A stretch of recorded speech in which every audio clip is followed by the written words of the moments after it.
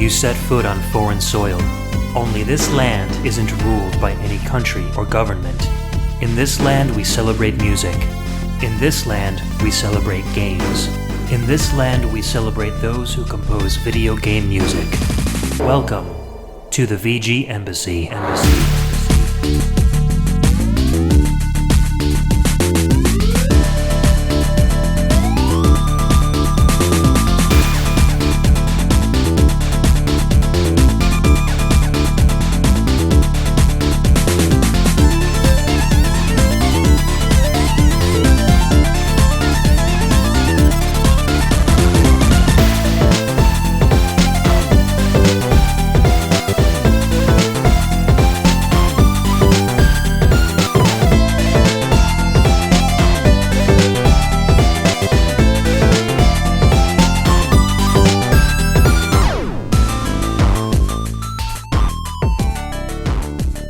Welcome and thanks for tuning in to another episode of the VGMbassy. This is a show centered around video game music and the amazing online community of fans and podcasters that enjoy it. My name's Ed, and on each episode I'll take the role of Prime VGM Minister and invite a guest VG Ambassador onto the show to share with us their own video game music culture. Or I may share a part of my culture on a solo show. Ladies and gents, welcome to episode 75. It's kind of a minor milestone. We are halfway between 50 and 100. I still got quite a while to go before I get to episode 100, but I am already thinking about cool ideas to do for the celebration. But 75 is a little celebration in and of itself, and I've got a very cool first-time VG Ambassador guest with me. He's actually on the VG Ambassador tier on my Patreon, and as a Patreon reward for that tier, you get to design your own VGM podcast episode. So together, FranklyZappa, aka Jay, and I will be recounting some awesome video game music and video game related memories with family and friends. So Jay, welcome to the show. It's great to have you here, man. Thank you for having me. I'm super excited. It's awesome. Glad to be at the VGMbassy today. Excellent. So we kind of talked back and forth a little bit. We wanted to do something cool around... I think originally you approached me with a concept of gaming stories with our brothers, because we both have brothers that are relatively close in age and, played video games with them growing up. And I was having trouble coming up with enough stories because I've shared a lot of them already on the show, so I suggested let's do family and friends, and maybe, I'll add in a few other stories of, stories that don't necessarily include my brother, although most of them do. But I kind of just widened my reach a little bit.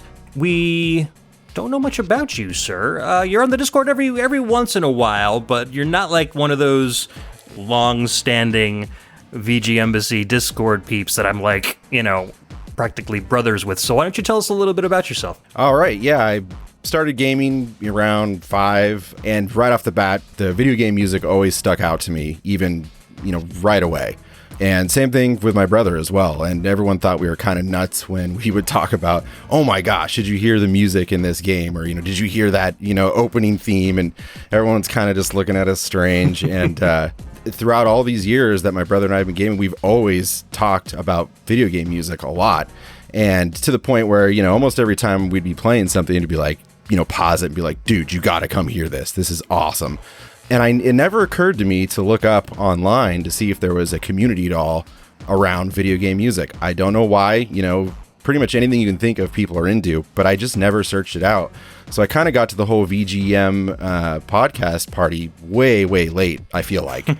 And it started with Rhythm and Pixels. I started listening to Rob and Purnell on their show and just fell in love with, the people that were just as passionate. And then I heard you, Ed, on one of their episodes and was like, oh my gosh, she's got a podcast too. Went and checked it out.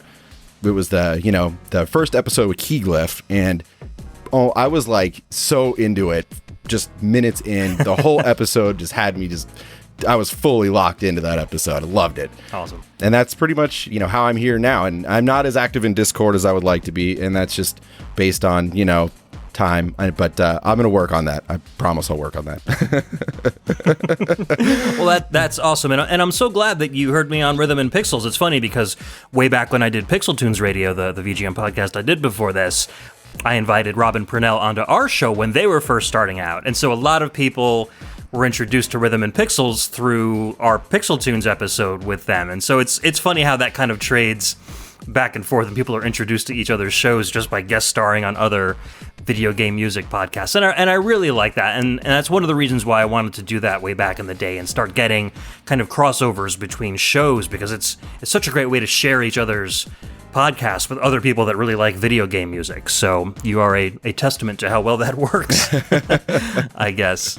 So as far as like youth goes and video games and video game music, which systems did you have growing up? Like, did you start with the NES or the Master System? Started with the Nintendo, the very first Nintendo, and then got the Sega Genesis second. Then I got a Super Nintendo. But the Sega Genesis was similar to your story, I believe, where I mowed lawns for a whole summer, and man, that was the most amazing, like, that was my first big purchase as a kid, and oh my gosh, just loved it. But then I've just kind of gotten the systems all throughout the years. But Nintendo was first, although my neighbors had an Atari, and I had little experience on that, but Nintendo, started with Nintendo. Awesome. Yeah, I can see behind you on the video chat, you've got a whole wall full of boxed video games, which is pretty cool looking. So I can tell you're into it quite a bit. Yep, I managed to save everything over the years, not even thinking about like from a collector standpoint, but just kept it all. That's awesome. Yeah, most of my collection is made up of childhood stuff too. I don't tend to go out and buy too. It's just too expensive nowadays. And I guess the good thing about liking video game music is that you can listen to the music without necessarily having to purchase the game that it's from. So true. It's a nice hobby to have that isn't too expensive, unless you're really into collecting the vinyl and all the really rare CDs that are coming out of Japan and stuff. Yeah. So let's get a little bit into the music that we're going to be playing and why we're sharing the music. So a lot of my songs, I actually reached out to my brother. I actually hung out with him last night. We went to a Mystery Science Theater show together downtown, and I was talking to him, and he brought up a whole bunch of memories that I didn't even remember until he reminded me. So this was actually a great show to have at a good time, because my brother and I, with COVID and everything, we really haven't been hanging out that much, even though we live only a couple towns away from each other. So it was a great way for me to reach out to him and start conversations about nostalgia and about, growing up as kids, and he started remembering all this stuff that I had completely left my memory. So I've got a couple of cool stories here to share that I had completely forgotten about for probably decades. What about you? Did you talk to your brother about any of these, or were these all memories that you had growing up yourself? When I first started kind of thinking about the concept for this, episode, when I wanted to reach out to you, started talking to my brother about some of the stuff that we'd done over the years, and we both had the same memories of the same, the main things that were exciting to us, and it was like, oh, this is going to be a piece of cake. And I just wrote down a list and was like, there we go. There we go. That's awesome. All right, so let's start sharing some memories, man. What do we have first on the show? What's your first pick for the day? So we're going to be listening to Whiteout from 1080 Snowboarding, that was released on the Nintendo 64 in 1998, composed by Kenta Nagata. Awesome. All right, we'll be right back.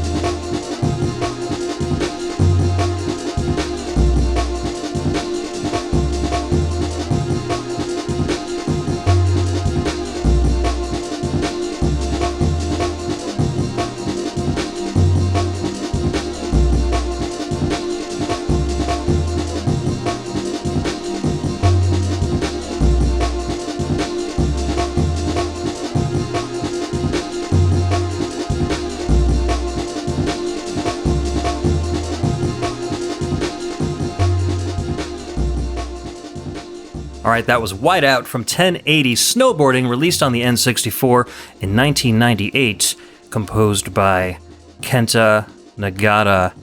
Some great breakbeat drum and bass music on the N64. You don't hear much music like this on the N64 at all. Maybe like Tetrisphere and New Tetris And like kind of like Ridge Racer 64 had some music like this, but really good quality, like high quality sampled music is really hard to come by on the N64. And I never had 1080 snowboarding growing up, but like listening to this nowadays, maybe I was introduced to this soundtrack maybe like 10 years ago, it still blew me away with like how authentically a drum and bass it is and just how clear everything sounds. So you must have been really blown away by this when you were listening as a kid, huh?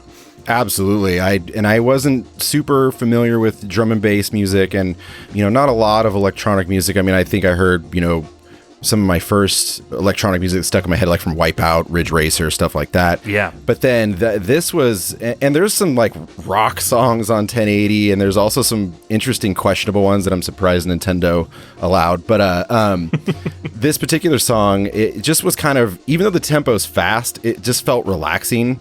It just seemed to fit kind of that mountain vibe to me. It just kind of clicked, and just a really, really cool track that even though it loops and it kind of can be great background music, it somehow got stuck in my head. It just kept looping in my head, so. Yeah, I don't blame you. And it's funny how many snowboarding games have really, really good soundtracks, like the SSX series, this one. There are a couple other ones out there. The names are escaping me, but I always remember being really into the soundtracks on snowboarding games when I was playing them as a kid. You don't hear so much rock. I guess the newer SSX games, when they started licensing all the music, you would get some like pop punk songs and stuff, but they generally always revolved around like down and dirty, like 90s electro and techno and stuff. And so I really associate that music with snowboarding at this point. Yeah, absolutely. Absolutely. I think this is the only one where I kind of know the story behind it. And it sounds really interesting. So why did you pick this track for the show? Okay, so the idea was just basically the 1080 experience. Let's get immersed into this. We would open my bedroom window, and this is during the wintertime, open it wide open, get it as cold as possible in the bedroom, which I'm sure my parents, if they knew, would have loved, considering, heating bill and stuff like that. But then we would take a fan and we would set it in front of us, turn it on high. We had brand new snowboard gear at the time and new boards. So we would put on all the gear, strap into the snowboard, crank the volume, and then we would play 1080 standing in front of this TV in a as cold as possible room and just being totally into it. And it was awesome. It was great. It was totally a great experience. That's crazy. I think that's the only time I've ever heard of anyone ever talk about being that immersed in a video game, aside from putting on a VR helmet or something. Did your parents ever find out that did they walk into the room and be like, why is it so cold in here? Yeah, there was one time afterwards, we were just coming out of the bedroom, and they were like, why is your bedroom so cold? Just like you were wondering. And I was like, oh, it got a little warm in there. And they're like, okay, well, keep your bedroom window shut. And I was like, okay. Nice save. We were getting hot. We were really into the video game, Mom and Dad. Yeah. Did you find you guys did better at the game when you were doing the quote-unquote experience, or did it kind of hinder you from concentrating on it? Well, at a certain point, once we got to the later levels, you're standing the whole time. Eventually, we were getting frustrated at not being able to progress further in the game, and it was like, okay, we would unstrap, but we'd still be in our snowboard gear, sitting on a chair in front of the TV. So yeah, it really did feel, though, like we were just there was nothing else on our minds. We were just focused on that. That was the best part. That's cool. That's really cool. I feel like I'd be shivering and be like, oh my God, I can't even figure out what's going on anymore. How much of an age difference is there between you and your brother? So my brother's 5 years younger than me. Okay. All right. So my brother's 2.5 years younger than me. So we're a little bit closer in age. So your brother must have been like, oh my God, big brother's so cool. I mean, anything that I did, he just was like, oh, let's do that. Even though he was 5 years younger, he just jumped into everything. Like, he never questioned it. And that was pretty cool to see that. That's awesome. I think we were too scared of our parents to try anything like this in my house. But we've got a couple of fun stories to tell. But I'll get into them as we go throughout the show. This next one coming up is actually a memory about my grandfather. So we're going to listen to another quick loop. This one's called Setup from Wheel of Fortune on the NES in 1988. This is a very kind of rare, well, I mean, obviously it's made by Rare because it's composed by David Wise, but it's a soundtrack that composed by David Wise that people don't really talk about too much. It's got some decent tunes on it, but they're all kind of repetitive. So let's take a listen to this and we'll be right back.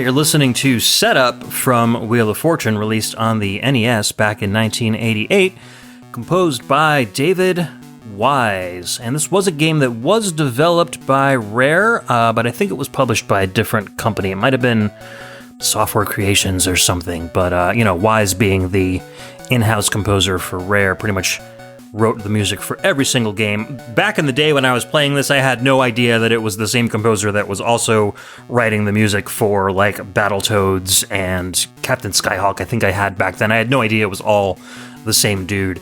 But this was a game that I didn't actually have at home. It was a game I had at my grandparents' house, so I didn't hear that much anyway.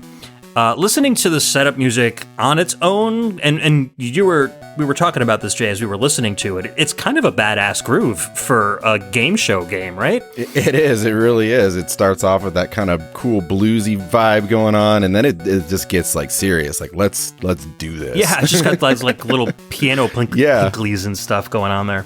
Or like, you better enter your name or else something nasty is going to happen. Love it. Absolutely love it. It's funny because this is it relates directly to the memory I have about this game, and it being at my grandparents' house also relates directly to it too, because it's a memory involving my grandfather, and he would play video games with us a lot. For a member of the greatest generation, he was actually a really good video game player. He and my grandmother, who we called Nani, were like pro-level Tetris players. They would play all the time and just do extremely well at the game. And then they moved on to Tetris Attack and Tetris 2. We would just buy them new games as they came out, and they would absolutely love them. But a couple of other games that we had at the house that they would play with us is this Wheel of Fortune game and the Lee Trevino golf game. Oh, yes. And so we would play those together. And so there was one instance where it was my brother and me and my grandfather, and we sat down to play Wheel of Fortune, and he had never played it before, so we were kind of showing him how to do stuff. And there's a screen where you enter your name, so it appears, on your little podium with the caricature of your character as you're playing the game. And so I put in mine, Ed, and my brother puts his in, Brendan, and we give it to my grandfather, and we're like, yeah, you just move the cursor back and forth, and you tap A when it gets to the letter that you want. And on these Rare games, especially on the, there's Jeopardy and Wheel of Fortune, and they both operated kind of the same way. When you enter your name, the cursor slides from one letter to the other instead of just like disappearing and reappearing. So if you tried to enter the letter too quickly, it wouldn't register. You had to wait those 5 or 6 frames as it slid from one to the other. And so he was going to try to put in Grandpa as his player name, and he missed almost all of them. So the only ones he happened to get were G, A, and P. So his name was Gap, which my brother and I were just falling over ourselves. We thought it was completely hilarious. And he was like, well, I guess I'm Gap. And that kind of became our in-joke, literally for the rest of his life, up until he passed, 10, 15 years ago. we would affectionately call him Gap forever and ever and ever. And we just never stopped thinking that it was funny. And once in a while, he would forget why we'd call him that. And we'd be like, Grandpa, remember we were playing Wheel of Fortune and you were entering? And he'd be like, oh, yeah, I totally remember. So it just became this great family of in-joke that, you know, he's Grandpa, a.k.a. Gap. And we would, you know, whenever we made a birthday card for him, we would say, you know, Dear Gap, happy birthday. Oh like, my who knew gosh. that one instance would be a big historical event for our family? It was so much fun. That is really cool. Now, quick question for you. Did they play video games before you and your brother, like, had showed interest in video games? Or, like, did they play computer games before this? It was always kind of a part of my relationship with my grandparents, because when I was 3, so this was in 1981, my parents gifted my grandfather an Atari 2600 for his birthday. So literally as long as I can remember, there have always been video games at my grandparents' house. And so some of my earliest memories, and these are memories that I would have loved to, like, you know, share as an actual track on the podcast, but my memories growing up of, like, playing Warlords and Pac-Man with my dad and my grandfather and all this stuff, like all these Atari 2600 games, there were no music involved. So I couldn't, like, you know, really use that as an instance on the podcast. So it wasn't that my grandfather was just bad at video games and was, like, fumbling through it. He was, you know, he was competent at the Nintendo. He just didn't realize that he was trying to enter his name in too fast, basically, which is kind of like the opposite of what old people have. They usually, like, get to the letter, look down at the controller, figure out which one is the A and which one is B, and then push it. But he's, like, you know, lightning fast through this thing, and then he's doing it too fast for us. So I thought that was hilarious that this whole thing happened because he was just too good at what he was doing. But yeah, so video games has always been a big part of my relationship with my grandfather. My parents never really played video games that much at all, so it was really kind of like a generation skip. It was my grandparents really into games, and then us really into games, and my mom and my dad were like, I'm gonna go watch my foreign French films. I'm like, all right, be artsy, whatever, I don't care. Oh, that's funny. That's funny. Yeah, so that's that. That is the story of Gap Wilson. That is great. That is great. I love that it stuck throughout the years. Forever memorialized. If he didn't like it, we would stop calling him that, but he would laugh and, you know, consider it a term of affection every time we used it, so it was fun. All right, so I did mention a little bit of golf while we were talking about this story. Seems like you've got one coming up. What's our next track? All right, our next track is Tea Break from Pebble Beach Golf Links, released on the Genesis in 1994, composed by Yumi Satake, Shigekazu Kamaki, and Yusaburo Shimojyo. All right, sounds good. We'll be right back.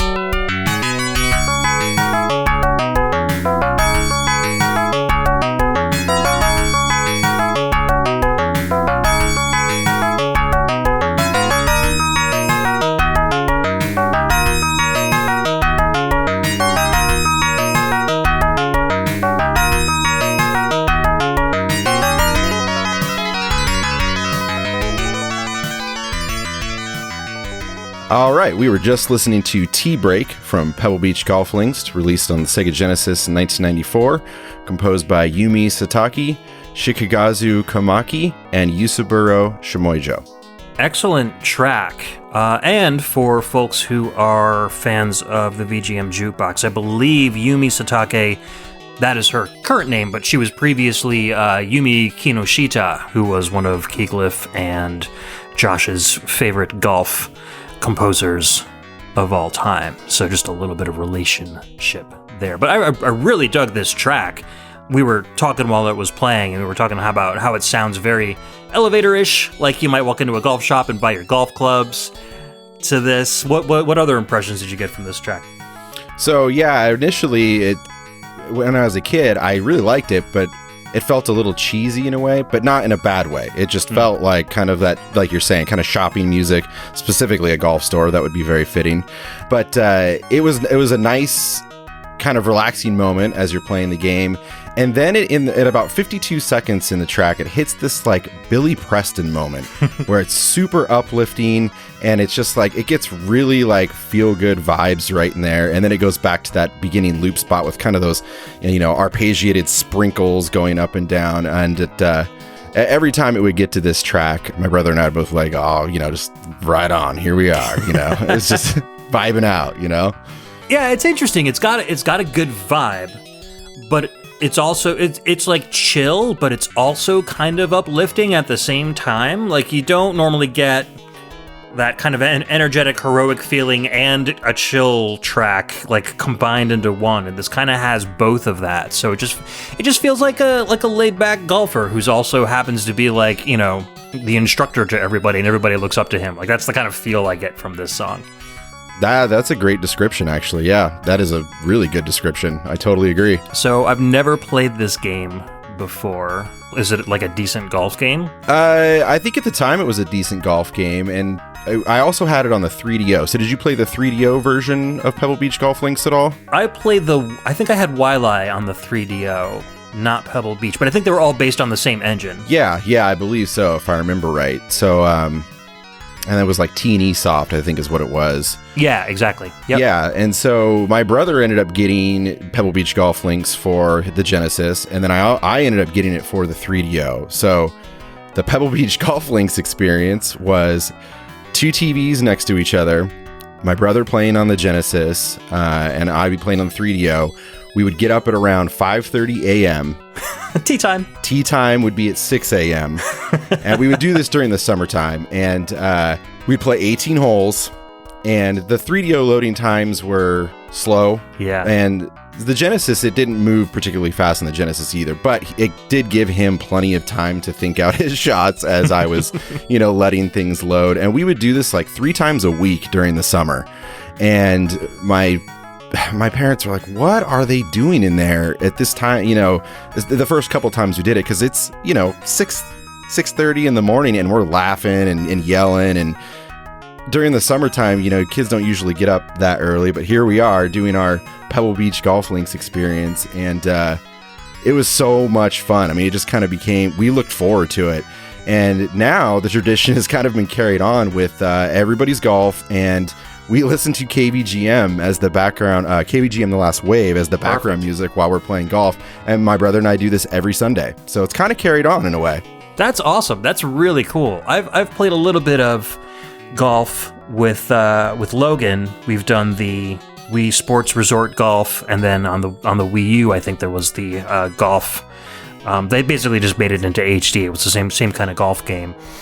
And so we would do that for a while, and Logan's like, he's a kid, so he gets really, really super into something for a while, and then all of a sudden he's like, no, I never want to do that again for my entire life. So we had our little golf thing, and then I introduced him to Frisbee golf, which he had a lot of fun with. So I've had a little bit of that, but we never really made it into a huge experience. We would kind of like move the tables around, and on the Wii U, you would, put the Wii U gamepad on the floor and use the Wii remote, and the sensors on the Wii U gamepad would look up at the Wii remote and detect your swings. So for a little kid, I think Logan was like probably 8 or 9 at the time, he developed a pretty good golf swing, because the game is pretty good at teaching you how to do that stuff. But oh yeah, but having somebody to play Everybody's Golf with, or Hot Shots Golf, would be awesome, because I'm a huge fan of those series. Yeah, the very first Hot Shots, both my brother and I were just like, oh, this is amazing. And we just played the series throughout. In fact, we just call Everybody's Golf Hot Shots Golf, but I know it's not the proper name, but that's okay.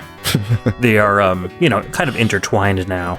Yeah. Between the two companies that make them. But yeah, that's super fun. I need to find somebody to play video golf with every once in a while. My grandfather used to take me out golfing every once in a while. We would go to the driving range, and then he had an old set of clubs, which he would lend me when we went out. And I was, of course, terrible because it was like, I had no experience golfing whatsoever, so I would just shank things in the woods left and right. But I was a teenager. I would just run after it and not care.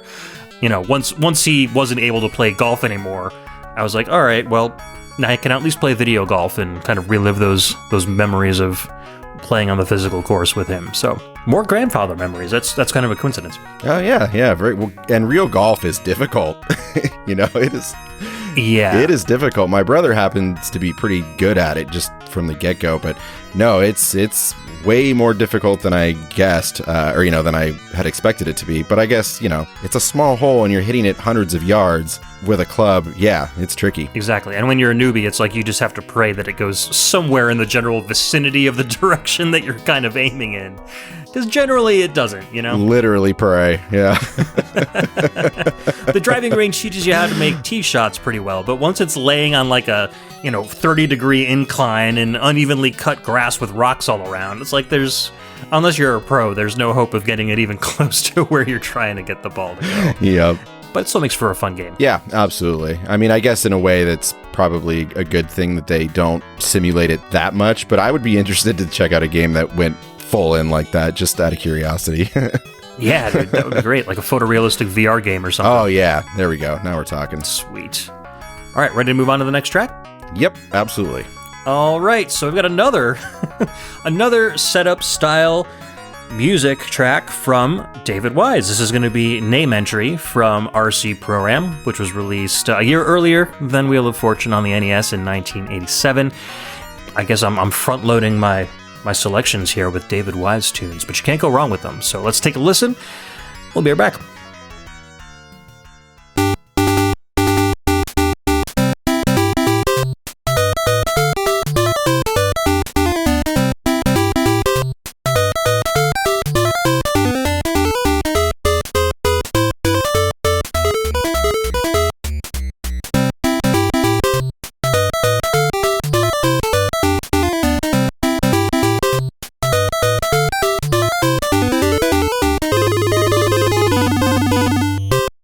All right, that quick little fun track was Name Entry from RC Pro-Am. That was the NES version released in 1987, again composed by David Wise. And we were talking about how this was such a playful Nintendo-style track and doesn't really sound a lot like other stuff that David Wise has made. What were your impressions of this one, Jay? Yeah, very, very playful sounding. It's kind of funny, too, because if you've played RC Pro-Am, you can get to the point where its frustration levels may be peaking, but then something like this just kind of, I think, brings you back, kind of levels you out. Man, I loved RC Pro-Am, and yeah, I remember this track very, very well, and it just feels good. It just has a very good, like you were mentioning, classic Nintendo sound, and it's great. Love it. Yeah, this plays, obviously, at the name entry after you've lost the game, so I think when you get frustrated with it and then the game ends and then you're like, oh, here's this playful little jaunty tune while I'm putting my name in, it might alleviate some of that frustration that you've had from, getting so far in the game and then finally losing. Which kind of brings me to the reason I'm playing the track on the show. This was like one of my brother and my favorite games of all time. And I don't know, our cartridge, what I thought at the time, our cartridge had some like weird quirks that really weren't meant to be in the game. One of which I know is not supposed to be in the game because I haven't been able to replicate it or talk to anybody else that this happened to. But then the other ones are things that I thought were just kind of weird programming glitches, but are actually part of the game. So we would play and we would kind of take turns on tracks and we would go back and forth. And the game, obviously like video games do, they get progressively hard. But this game got to some points where it was like, okay, the computer is just cheating. There's literally no way I can beat this. And it just kind of forces you into a game over. And my brother and I would just stare at each other and be like, did you just see that car do what I think it did? We'd be like, why does this game hate us so much?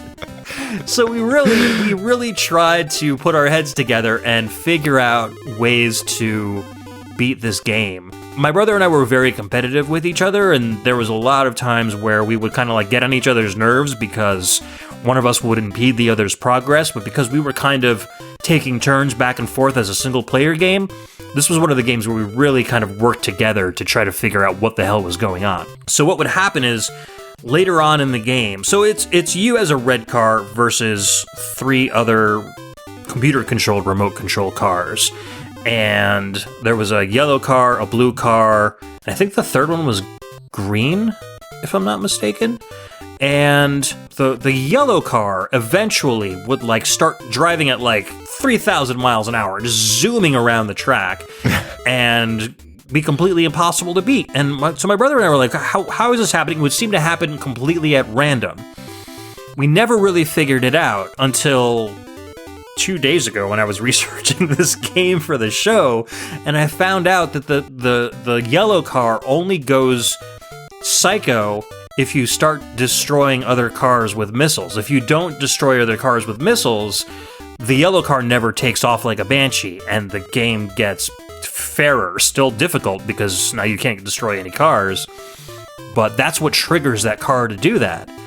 And the blue car does a rubber banding thing where if it's too far ahead of you, it will slow down, and if you're ahead of it, it will speed up. So I had no idea that this game was programmed where all these different cars had different abilities and kind of like behave differently with their AI as you were driving around the track. Did you have any indication of this while you were playing the game? I have no recollection of ever even like playground talk about this being a thing. I know my brother and I did not realize that was what was going on, but we had a similar experience where we would get so far and then I would game over and we would literally be staring at each other like, what does this game want from us? Like, I'm glad you guys had the same experience.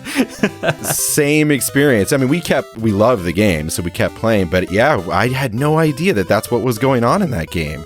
That is incredible. Yeah, it's crazy. And I mean, it's a testament to like the Stamper Brothers, who did most of the programming for Rare games, and how deep they made the gameplay. And they were doing this, for most of their games back in the day. And I think that's why their games became so well loved. But even a simple game with presents itself as 4 cars racing around a track, you didn't realize just how deep it actually was, and it didn't present that to you on the surface. So it's funny how that, for both of us, it seems, made us want to play the game more. Like they built in that depth that was almost imperceptible to us, but still made us want to play the game and love it so much.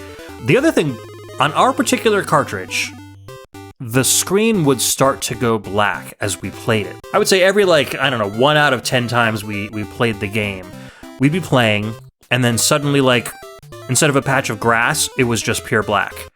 And then we'd be racing around the laps, and then instead of the little white and black checkered areas on the sides of the tracks, they would turn all black. Yeah. And then another section would turn all black. And then eventually the entire screen would go black, and all you would see are the power-ups in the cars.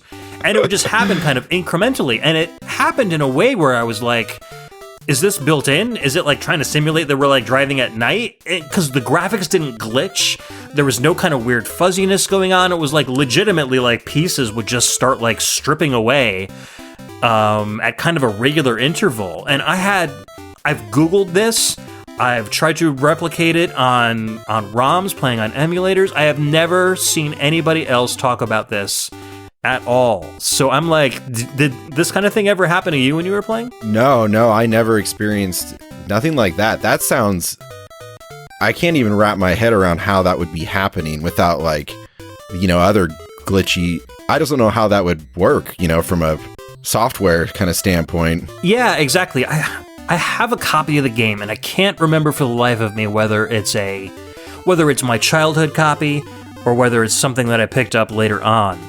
But I haven't actually played it on hardware in a long time. So what I might do now that I have a good setup is I might actually set up a capture device and try to play the game for a while, hooked up to a capture card, and see if I can get physical proof of this happening on the NES, because I want to show people what it's like, because it's undocumented if it is a real thing.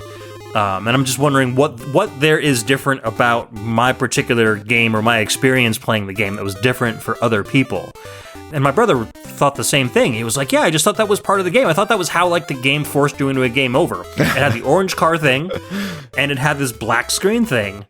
And I don't know, maybe we were just so good that we got so far that it was like a kill screen kind of a deal, but I don't know. I was reading the Wikipedia page on this, and it said that if you are considered to have beaten the game if you've gotten past the 24th track. Like, that's, after that they start repeating, and the difficulty does increase, but that's like beating the game. So I've gotten way, way, way further than that. I've gotten up to like level 50 on this game. Whoa. So, and as a child, I was like, I've never beaten this game. I don't know how to beat this game. I've never seen the end screen, but I guess all these years I've actually beaten the game and didn't even realize it. So that's one more game I can add to my list of finished games. I would be really interested to see that if you're able to recreate that. That would be amazing. Maybe tomorrow. I've got nothing to do tomorrow, so I'll crack it open and see if I can get something going, and I'll put it on YouTube if I find it. But anyways, that's just a cool memory I've had with RC Pro-Am, and just a weird kind of singular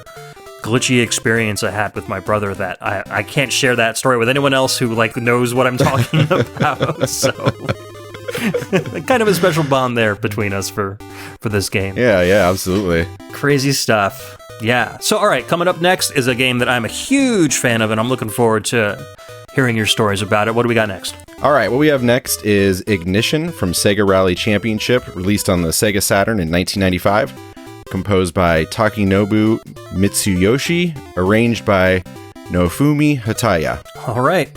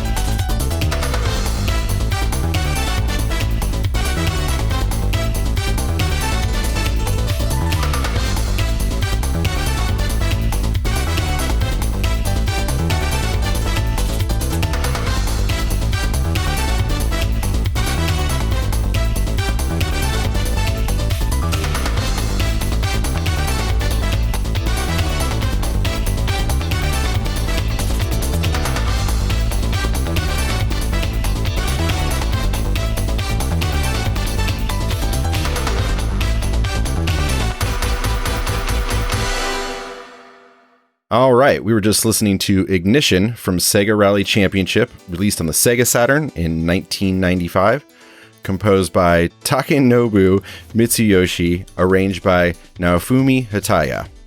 All right, what'd you think about that, Ed? Oh, man, such a good soundtrack. And I give Mitsuyoshi a lot of flack for the Daytona USA soundtrack.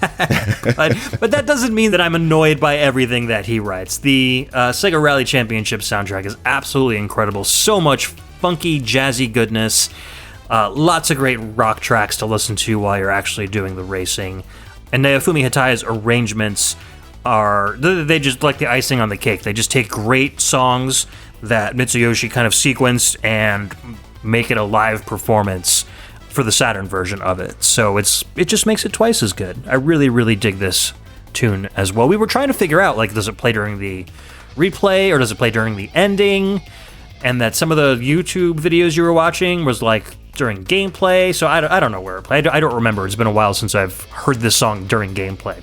Yeah, we both feel like it was during the replay, but something I'll have to, I guess, look a little more into and see what the heck is going on with it. Yeah, we'll figure it out. So why did you choose this particular track out of the whole soundtrack? So I like a lot of songs from this soundtrack, but when I was going back and revisiting it just recently, this song really stuck out to me. So one, it opens up with those house piano, stabs, and then it's 4 on the floor from the drums, and something strange happens.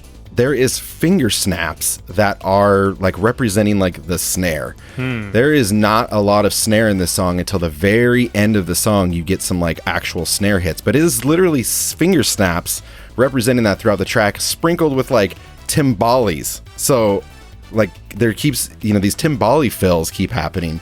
That was I didn't remember specifically those elements all coming together. Bass comes in. It reminded me a lot of kind of Underworld, something, a bass line from them. For sure. And, kind of that repetitive groove and bass line. The horns, the brass that kind of comes in, that actually reminds me of something from like a Mario Kart or, one of the later versions of a Mario Kart, really, really just kind of there getting you revved up, ready to go. And in the middle, I guess you would call the bridge of this song, you get a funky bass breakdown that reminds me of Larry Graham just slap bassing away over there. And there's just a lot of things in this track that I didn't quite recall. And so I was like, oh yeah, I gotta go with this. There's a lot of interesting stuff going on in here. I think a lot of that stems from the fact that the original version of this soundtrack was sequenced. So in the arcade version, you would hear music similar to this, but it would sound more programmed because it was more programmed. And the choices to use finger snaps instead of snares and some of those bass tones being a little more synthy sounding instead of live bass sounding probably stemmed from the fact that it's easier to use a finger snap sample and make it come out right instead of using it during live performance, having a drum kit, but also somebody snapping next to a microphone and having it produced correctly. So there was just these really interesting musical choices that Mitsuyoshi was using, and I think that's what makes, especially this song, sound so unique and just so identifiable as being oh man, that's totally a Mitsuyoshi track. Definitely from Sega Rally Championship. It's just got that Sega sound to it that he influenced with all of his musical compositions going forward from this. Naofumi Hataya did a fantastic job taking all of those sequenced pieces of music and transcribing them into, live performed instruments, and then got a great musical team together to do some really fantastic performances and really bringing all of Mitsuyoshi's sequenced music to life. And this became one of my favorite soundtracks of my youth when I was playing this on the Saturn as a kid, or a young teen, basically. Yeah, and how about the production? I mean, the production is just slick. It is just great on this whole soundtrack. Yeah, it's fantastic. I think Sega's always had really good live audio production, and I think that started way back with Spencer Nilsson on the Sega CD, doing the Sega CD soundtrack, and he really kind of convinced them that building a studio specifically for video game music and making sure that we have great musicians set up to perform these soundtracks like that. He really made that a priority with Sega of America, and I think that probably bled over a little bit into Sega of Japan when they started writing music for, the Saturn and all this stuff, and making these really cool tunes. Oh yeah, definitely. All right, man, so why'd you pick this game for the show? Okay, so the reason I picked this is we're going to call this the Sega Rally Championship Experience, if you're surprised. I sense a trend here, yeah. Yeah, you're sensing a trend. So this would involve, we would get a mattress, we would put it directly on the floor in front of the TV. We would get a computer, our office chair. It wasn't like a gaming chair, but, like one of the rolly office chairs. Put that on the mattress. You get a backpack. This would function as your seat belt. So you'd get the backpack around the backrest, and then the straps would kind of, you put your arms in, so you're like strapped into that office chair. Mm-hmm. Put on a full face helmet for safety, of course. Of course. Got to crank the volume because you're racing. We need the engine loud, need the tunes loud. And then the person that wasn't playing, you would get behind them on that office chair and you would simulate all of the terrain, the turns, the shaking, the jumps. So you're getting like a, kind of a at-home arcade experience. Wow. And it was just a blast. We had so much fun. And I guess we were slightly working out while we were doing that as well, as we're trying to turn the chair and, do all the terrain stuff. But it was amazing. It was awesome. I don't think that was good for the mattress, but you know what? The experience was worth it. I was going to say my only thought was that poor mattress. It's going to have like 5 indentations from the wheels from the chair. Oh, yeah. Oh, man. That's crazy. That's a really good idea, actually. My brother and I didn't do crazy stuff like that, but later on in life, like I ended up getting a really nice steering wheel set up for my driving games because I love racing games and driving games. So doing that really brings you into the experience. And if I grew up with you as your brother, I think this probably would have been my favorite experience so far because of my love for racing games. So how did you guys come up with, were you the ones that designed this and were like, oh yeah, my brother would love this? Or did you guys come up with, did you put your heads together to make these experiences? How'd that work? Yeah, we would just kind of start brainstorming and be like, oh, it'd be kind of fun, let's try this, and then we would just kind of start adding a few things here and there until it kind of got to that version of it. And it really, all of that kind of started out with just Top Gun on the Nintendo, and we would set up a tall chair and a short chair, and then we would both have joysticks. And my brother was really young, Dustin was very young at the time, so he wasn't actually plugged in, but I would be behind him and we'd simulate a fighter jet. And that was just really basic, just 2 chairs and joysticks. But it kind of was oh yeah, let's do something like that again, and we would just kind of build upon it. Okay, so it kind of just kept growing and growing and growing from something basic. That's really interesting. That's cool. Knowing me, I probably would have started dumping water over my brother's head every time he went through a river in the game. That's actually really good. Yeah, weather effects. Yeah. Don't crash, or I'll throw your chair over. Better hope that helmet protects you. Oh, that's great. That's great. Did you guys play any other racing games that had a similar kind of setup? I think Sega Rally, Daytona. We did do some Daytona that way. But we didn't have, we wouldn't have the helmet on for that. I don't know why. Maybe we were just less bumpy. I don't know. But it was more of a flat, even though they still wear helmets in that style of racing. True. But Daytona, Sega Rally, and just, after that, I think my mattress was toast after doing that for a while. So I think it was kind of the general consensus, okay, let's not ruin our beds. Yeah, let's not force our parents to spend $300 every couple months because we're rolling office chairs around on their mattresses. Yeah, exactly. But when you're kids, you don't think about that stuff. You think everything's invincible. So yeah, we just get a new bed. Yeah, why not? What's the problem? Parents bring home a check every week. No big deal. Right? Had no concept of money and what it takes to earn it at that point. I'm sure that's exactly what they want to keep spending money on. Anyways, all right, so I'm going to move on to maybe kind of a sad story, but still kind of a funny story.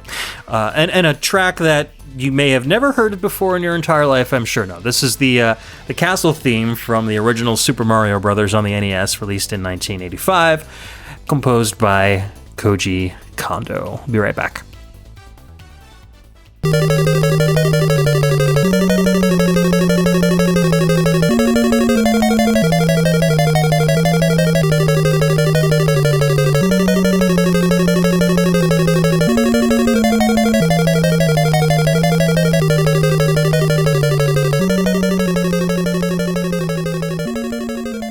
That was the castle theme from Super Mario Bros., released on the NES in 1985, composed by Koji Kondo, probably one of the least rare and obscure tracks I will ever play on this show, and probably with good reason. There's an interesting story behind this, but we were talking as we were listening to the song, Jay, about how kind of iconic this track is, not only in the sense that it comes from one of the most played video games of all time, but also the type of sound it portrays and the fact that it takes place in a castle and just how much this song probably influenced other castle or final boss tracks going forward, right?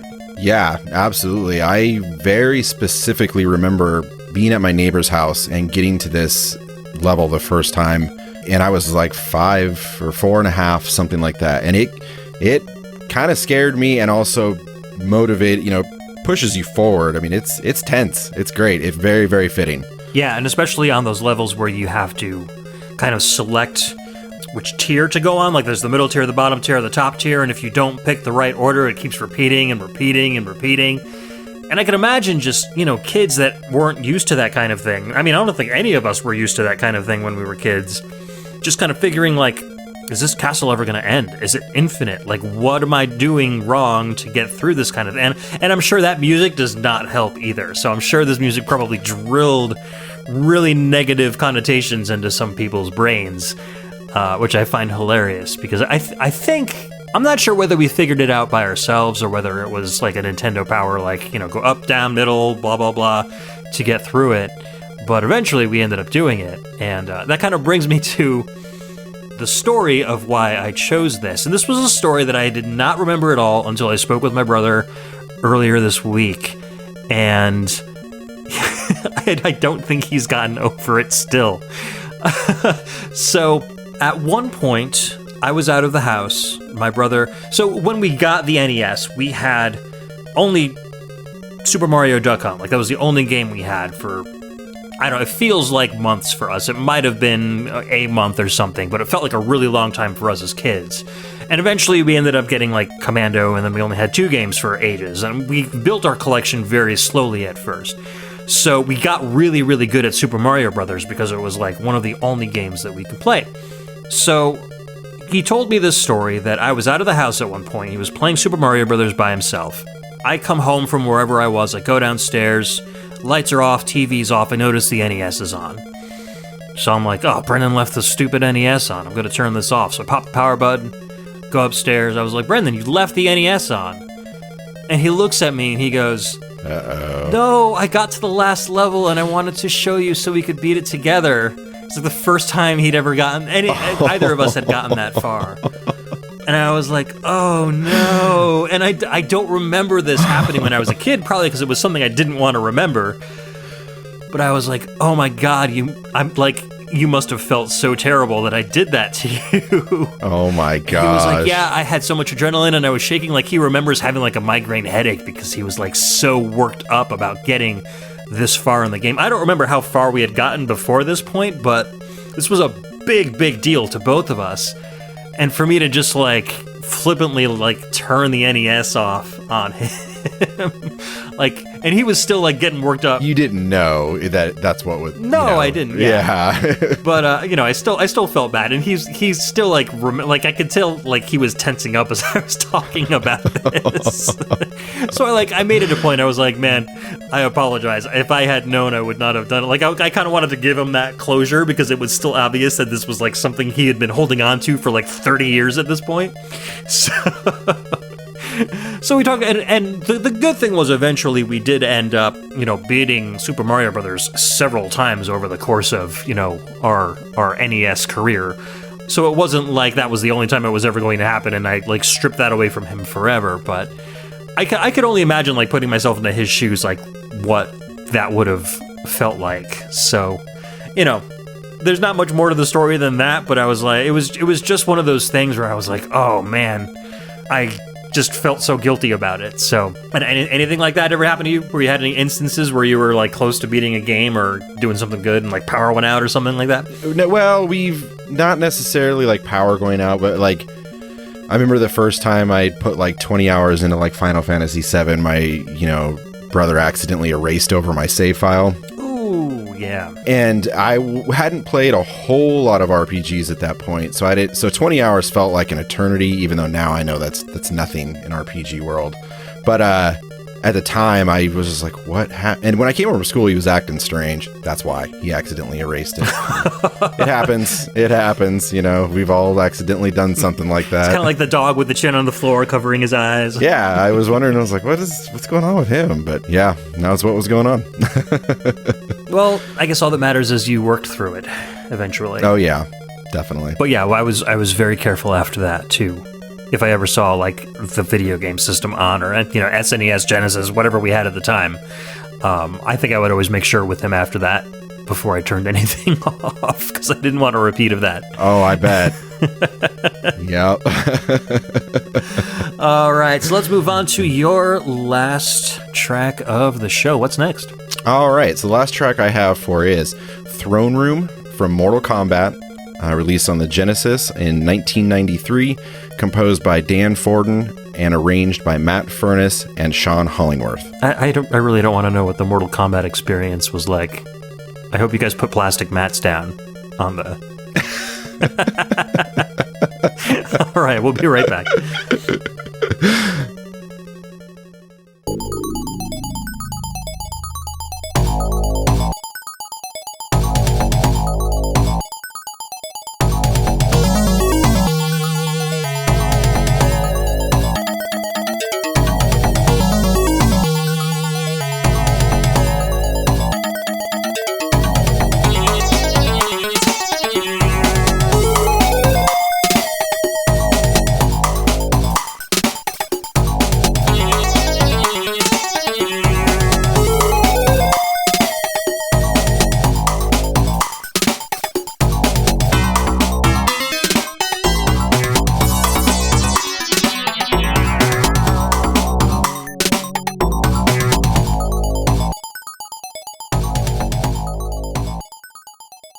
All right, and we're back. We were listening to Throne Room from Mortal Kombat, released on the Sega Genesis in 1993, composed by Dan Forden, arranged by Matt Furness and Sean Hollingworth.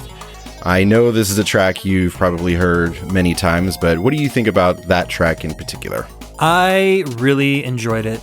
It's funny because I always tend to think of the original Mortal Kombat soundtrack as kind of lame because I'm not a big fan of the original arcade soundtrack to Mortal Kombat, but I keep forgetting that Matt Furness did most of the music and used original songs as well as arrangements of the original Dan Forden tunes.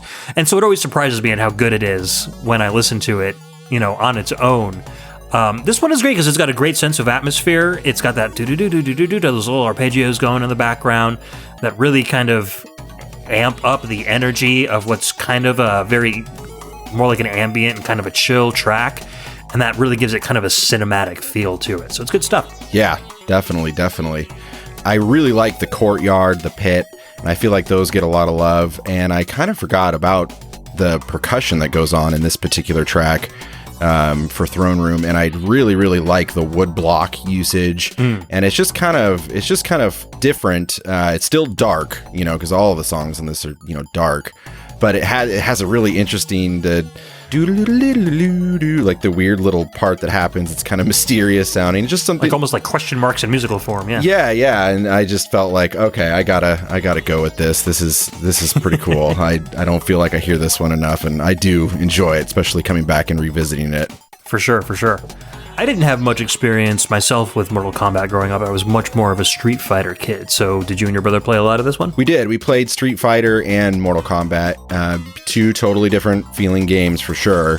I think Mortal Kombat, just because we were young boys, it was loud. There was some blood and gore, which was, it was like a cool new thing. It wasn't because we were just super stoked to be necessarily decapitating a person, but it was interesting to see, and it was just like, wow, This is something different. So we definitely played the heck out of it, but we also played a lot of Street Fighter 2. So we loved both of them, even though they're both different, styles of fighters for sure. Yeah, definitely.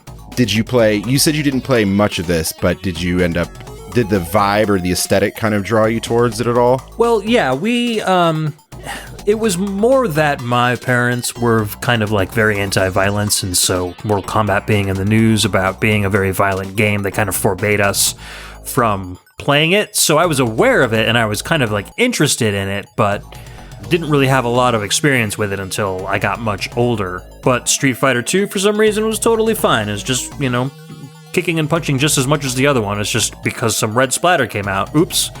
Therefore not available to play for the Wilson boys. Yeah. I think that was the case for quite a few kids. Yeah, and at this point when these games came out, I didn't even have a Genesis. I just had a Super Nintendo, and it was kind of... all the reviewers were saying that the Genesis version was much better than the SNES version anyway, so we weren't really that interested in trying to get the SNES, because... And the blood was removed as well, so it just felt like kind of a nerfed version of the original arcade game. So I wasn't really that much into it. But playing this one and listening to the soundtrack kind of clued me in that I was missing out on quite a bit. So I'm imagining that the Mortal Kombat experience might be like you guys throwing tomato sauce at each other whenever you got an uppercut or something, but I'm probably a little off on that one.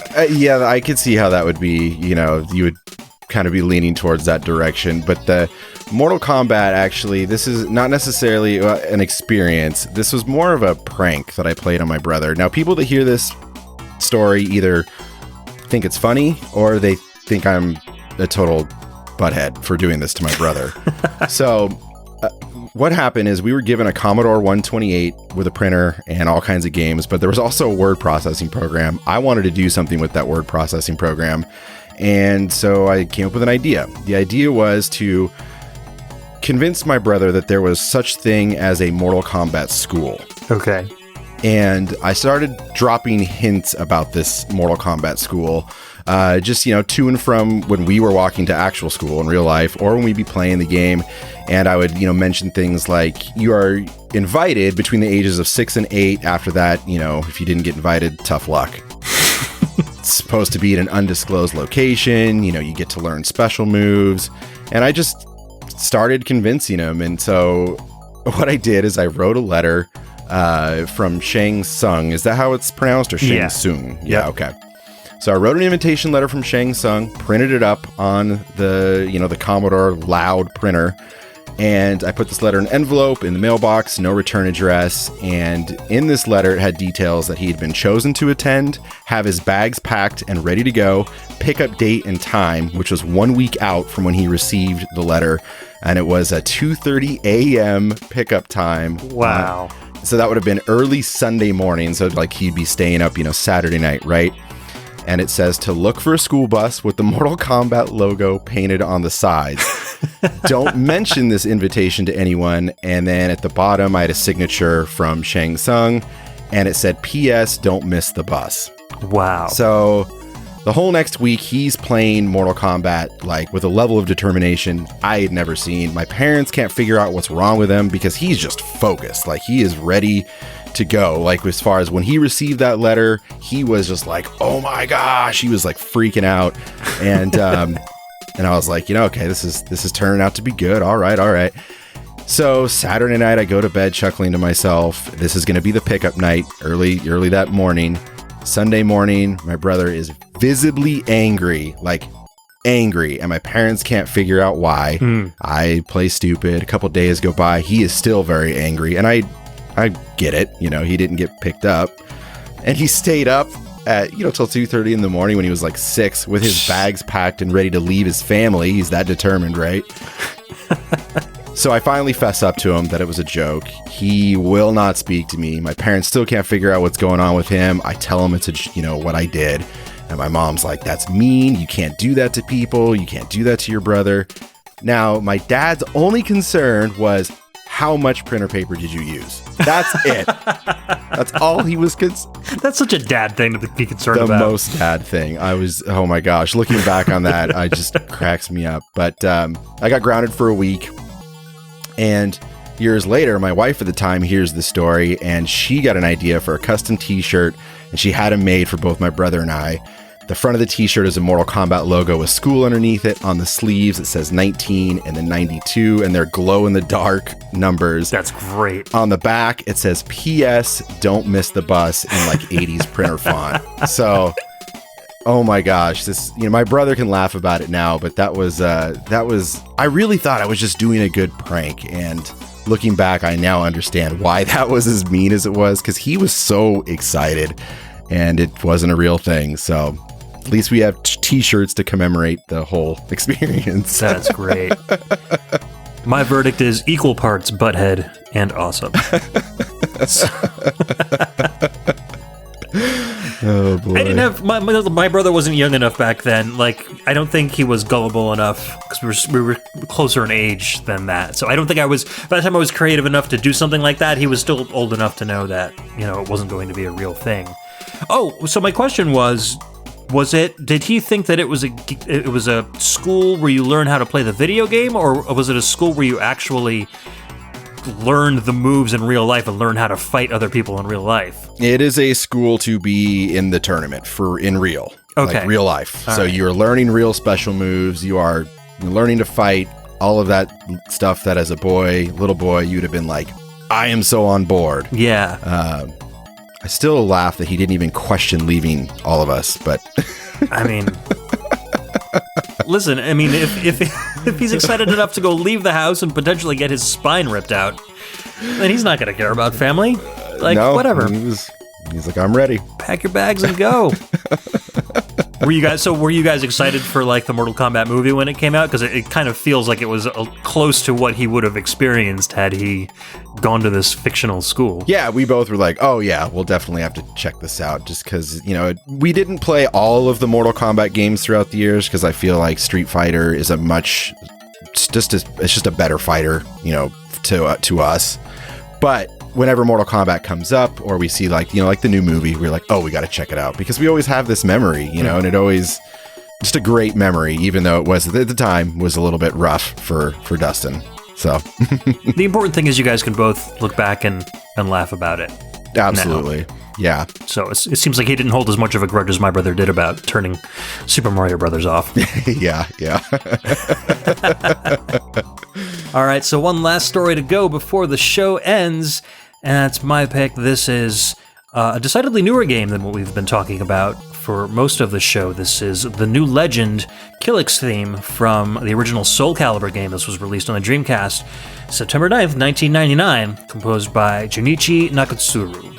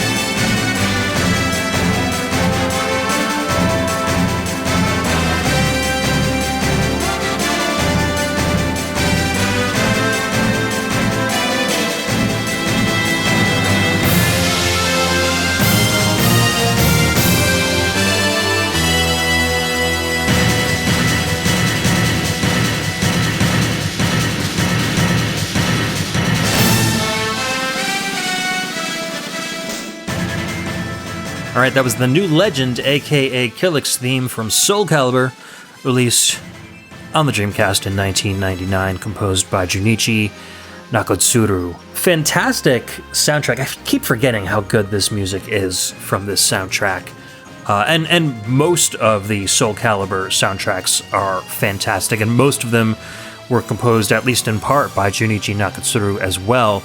And he's just got a great handle on taking symphonic music, but also making it sound really energetic and video gamey, but also kind of cinematic at the same time. Like, well, what were your impressions of this soundtrack? It's big sounding. Like, I loved how, like, it just sounds like a big, grand, like, it is just a big sounding track all the way around. I loved the percussion in the background. That was, very, very prominent back there. And just, I liked all the layers. I mean, it sounds humongous, and it's very fitting. Soul Calibur at the time felt just amazing, and I mean, it still is an amazing game. Visually, it was stunning. I really loved the gameplay, and it just felt like, wow, this is like a taste of the future right here, as far as gameplay, graphics, and sound, as well.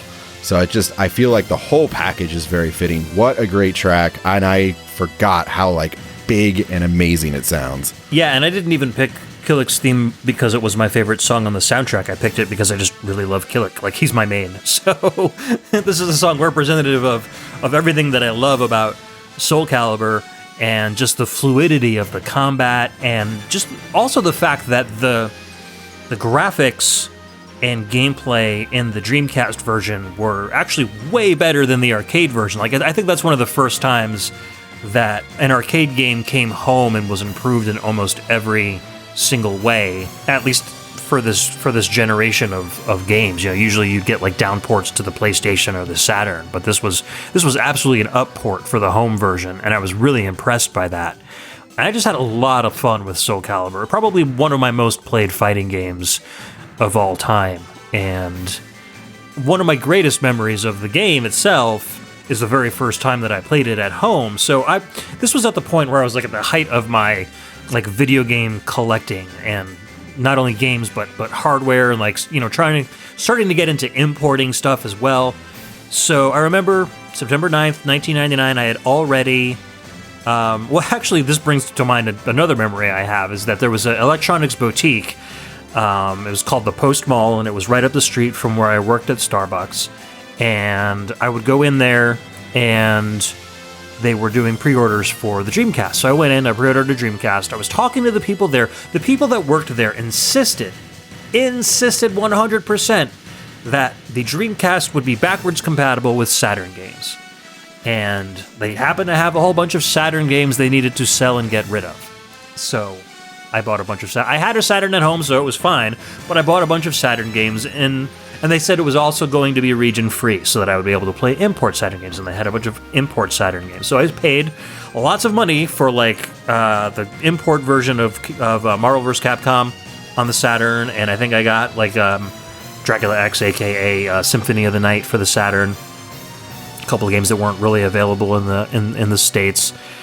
Bought those games and kind of, like, held them to the side so that I could play them on my Dreamcast when it finally came out. On September 9th, I worked a night shift at Starbucks. We got out at like 11:15 or something like that, and drove up the street to the mall, got in line, which was great because in the middle of September, it's like, in Connecticut, it can be warm-ish, but it was also, it's like one of those months where it could go either way. It could be winter, or it could still be spring. And this year just happened to be really cold out, but they were letting us wait inside the mall, which was fantastic. So got in line, first time ever getting a midnight launch console, got my Dreamcast, got it with Sonic Adventure and Soul Calibur and an extra controller, and drove home at like, 12:30, 1 o'clock in the morning, and, expecting my brother to be asleep. I was like, all right, we'll play some Dreamcast in the morning when he wakes up. Go downstairs, we had a finished basement bedroom that we shared, and he's up. He's like watching movies or whatever.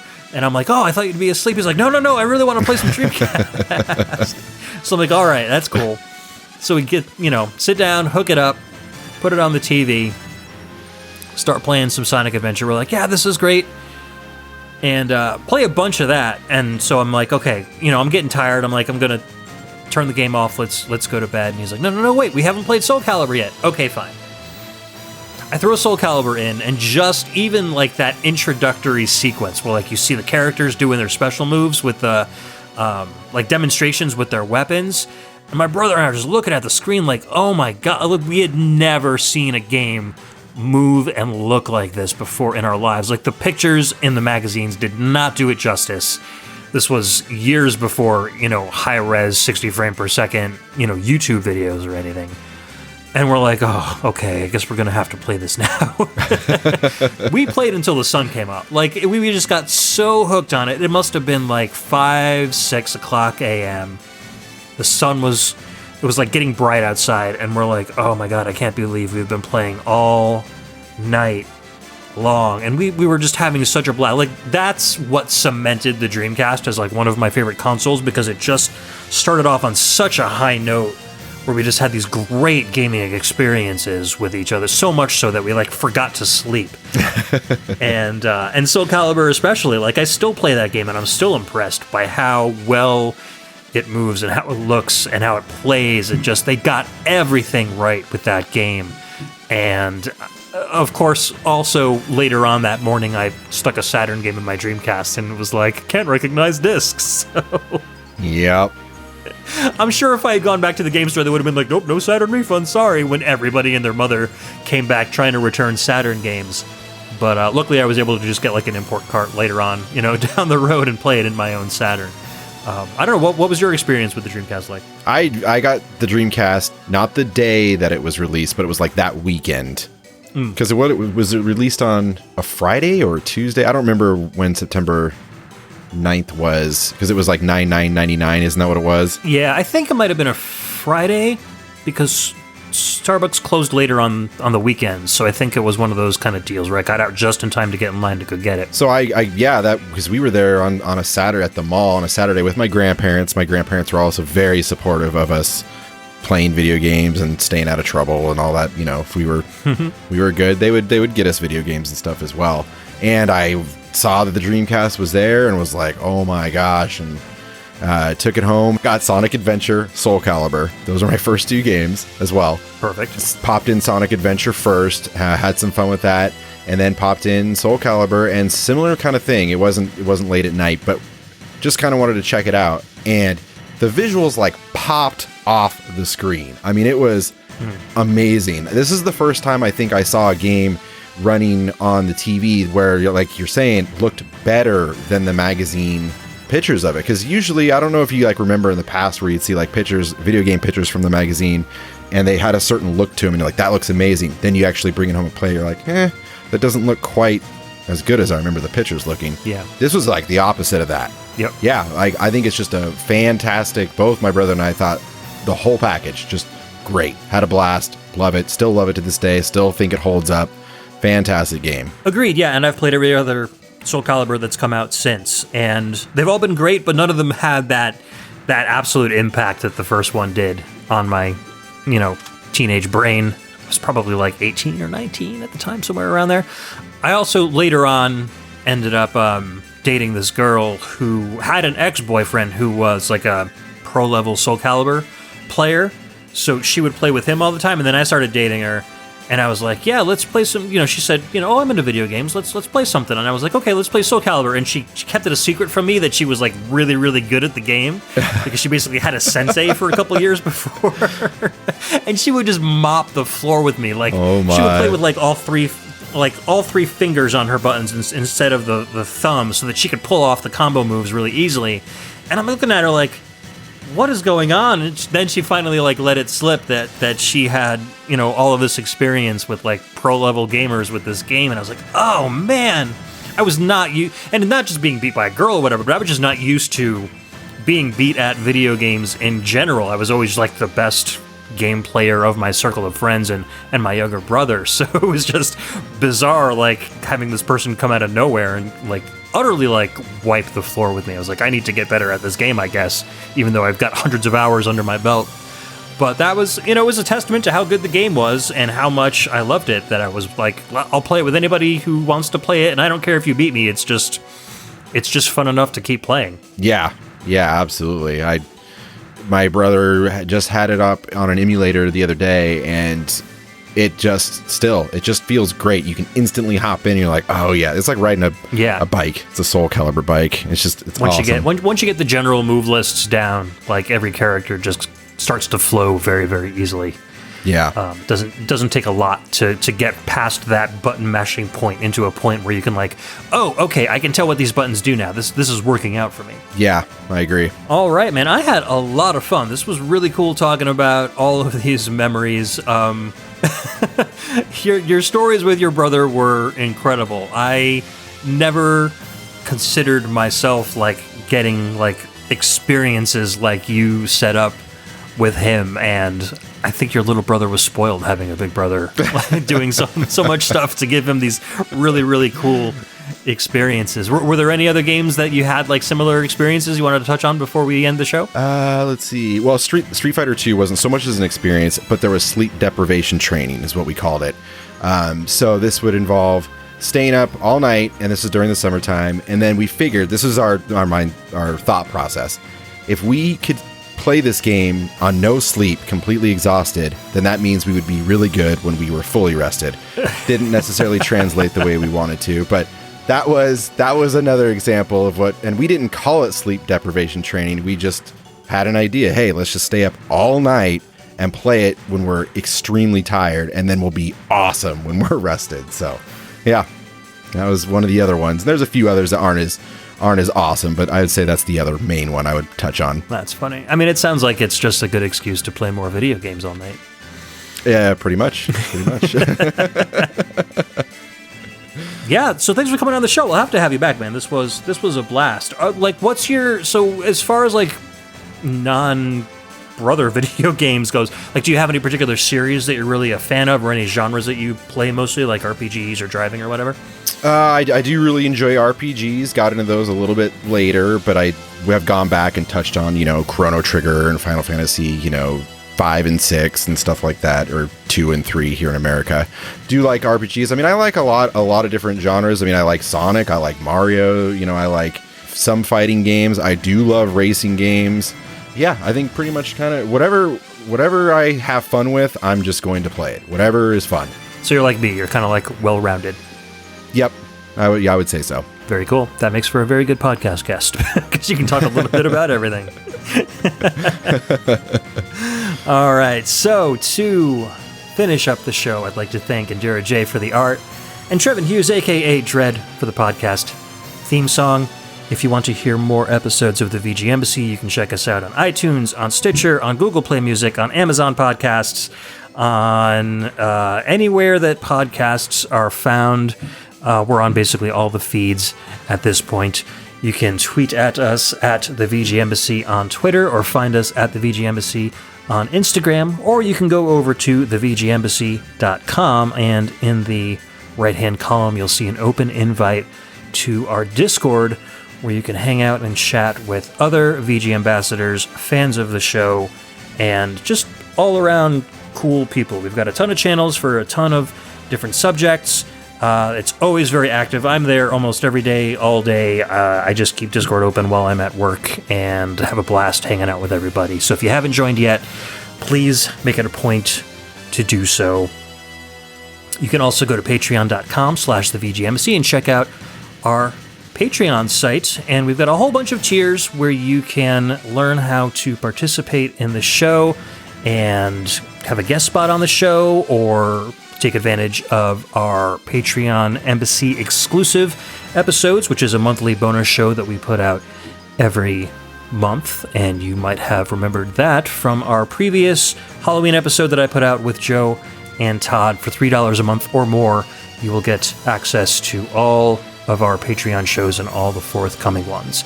As a part of my Patreon, I'd like to thank each and every patron at the end of the show. At the Taurus level, Cameron Childs from the Mad Gear Band, Daryl Bowers, aka The Last Rican, The Phantomire, and Bedroth from the Very Good Music VGM podcast. Our VG Embassy-tier, Chris Murray, Chris Myers, Chris Steenerson, Gannon11, aka Mike Stark from the Norwalk Gamer Symphony Orchestra, and Jordan Worma from the Table to Stage podcast, Kyle Kroll, and The Dyad. Our audio attaché members, Cameron Worma, Carlos from the Heroes 3 podcast, and Scott McElhone. Our special agent tier, Ryan Steele and Volt Supreme from Volt Supreme's Synth VGM Dream Stream Machine, and our VG Ambassador tier, FranklyZappa. Thank you again so much for being on the show. And our patron saint of VGM podcasts, Alex the Messenger. All right, man. So, I hope you had fun hanging out with me talking about some games today. Had a blast. Thank you so much for having me on the show. And also, I just wanted to mention the VGM community is amazing. Just such a cool community. So thank you, everybody, for being so awesome. And yeah, thank you so much for having me on the show, Ed. I echo those sentiments about the VGM community. I would not have been a very active participant in it since 2014 had I not had such a fun time hanging out with so many of the amazing people that listen to the VGMbassy, listen to other VGM podcasts, and just generally are hanging out and being cool. And that includes you, Jay. So we will hopefully get you back on the show soon for another cool topic. And, maybe we'll deep dive into a genre of music or a specific game that we both enjoy. We'll think about it. We'll have some fun. Cool. I would totally be down. Excellent. All right. So until next month with our next show, which I believe is going to be a blind listen if everything goes smoothly, stay safe out there and keep listening to awesome VGM. Thanks for listening.